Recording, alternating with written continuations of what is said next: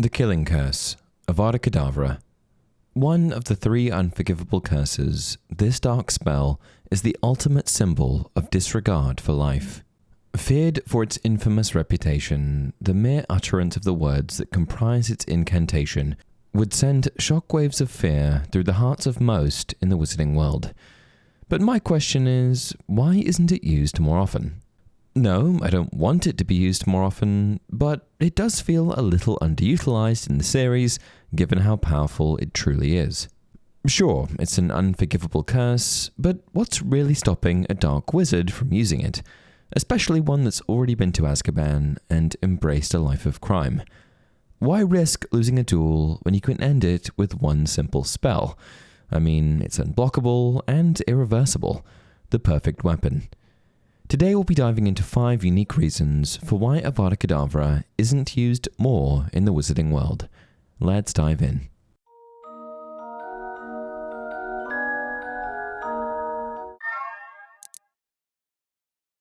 Hey everyone, welcome to another installment of Harry Potter Theory. Before we dive into the minutiae of why Avada Kedavra isn't used more often by the more dark magic inclined members of wizarding society, let's first address why it isn't used by the general populace. Though we don't have an exact date, the record books indicate that the curse was invented as early as the Middle Ages, sometime between the 5th and 15th century. The curse itself is generated by uttering the incantation Avada Kedavra, which then creates a blindingly intense green bolt of light capable of instantly killing a victim upon impact. The spell serves a simple purpose. It puts an end to the victim's life. And for many centuries, this powerful spell could be freely used by the wizarding population.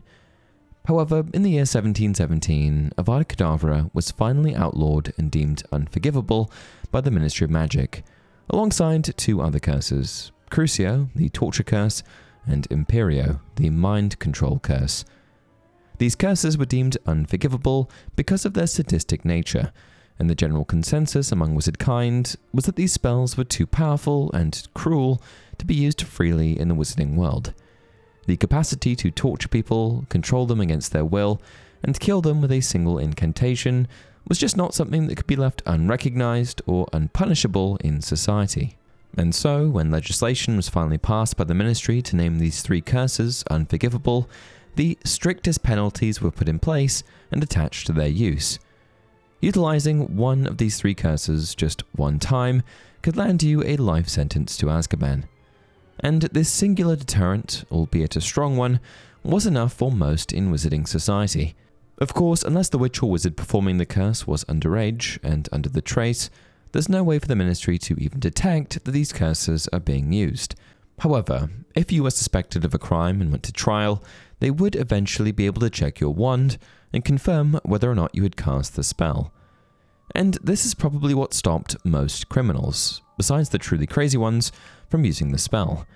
But for a wizard that's already committed themselves to a life of crime, jail time in Azkaban is hardly a deterrent, so why not use them? I've narrowed this down to a few reasons. 1. It's not that easy to cast. If Fake Moody's Defense Against the Dark Arts lessons taught us anything, it's that in order to cast any of the unforgivable curses properly, you need sufficient power behind them.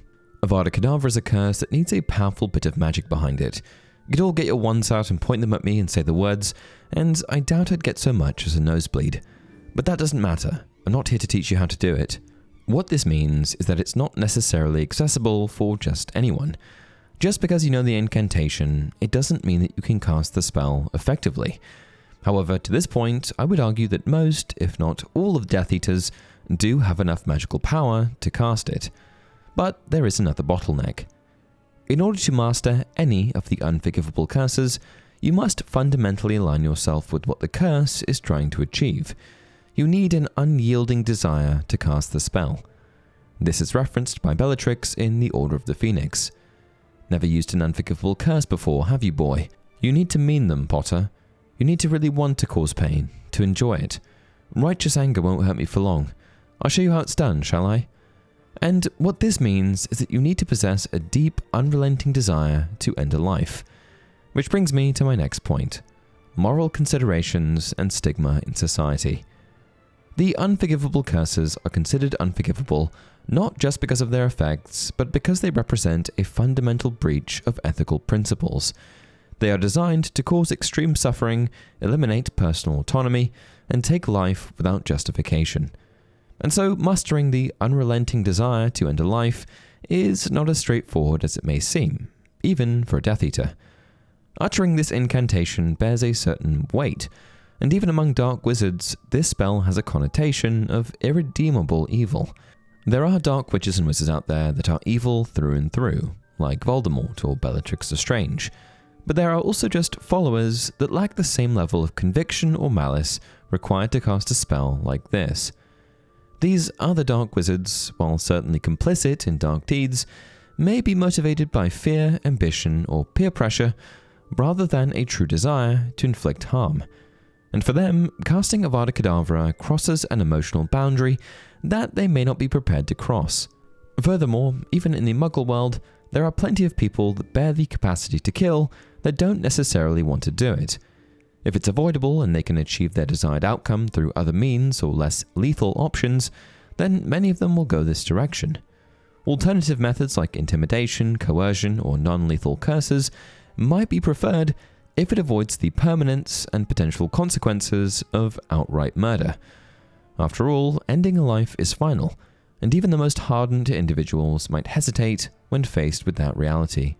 This is why Avada Kedavra carries such a unique stigma. Using it is an admission, both to oneself and others, of crossing a line from which there is no return. It's not just a spell, but a declaration of intent, of purpose, and of irredeemable evil. And even the darkest wizards must weigh the psychological and symbolic cost of casting it. Ultimately, Avada Kedavra is not just feared for its power, but for what it represents. To cast it is to embrace darkness fully and without hesitation, something that not every dark wizard, no matter how corrupt, is capable of doing. And that's the real terror of the unforgivable curses. They don't just harm the victim, they transform the person casting them. To those dark wizards who are unwilling to bear the psychological toll of casting such a fundamentally evil spell, they may opt to instead use other dark and potentially fatal curses that don't require such a deep level of intent. And these alternative spells allow them to achieve their sinister goals without the same level of moral surrender that Avada Kedavra demands. And even if killing is the ultimate goal, I think that there is a further distinction between normal killing and killing with this curse.